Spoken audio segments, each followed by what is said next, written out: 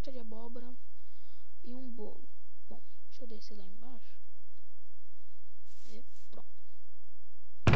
A moldura vai precisar de 8 gravetos e um couro.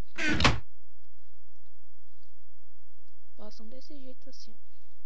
Couro no meio e em volta os gravetos, tá?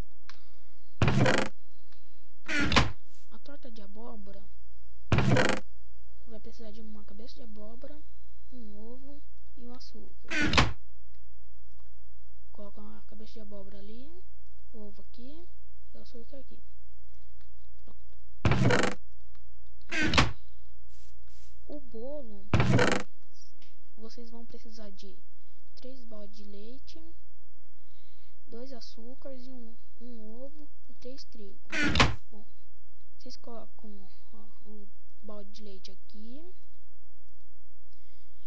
açúcar nas laterais, ovo no meio e o trigo embaixo. E ele envolve o balde, tá? Bom, galera, foi isso o vídeo de hoje. Se vocês gostaram, deixem um like, adicione eu como favorito, deixem aí um gostei para ajudar na divulgação do canal, tá? E me adicione como favorito.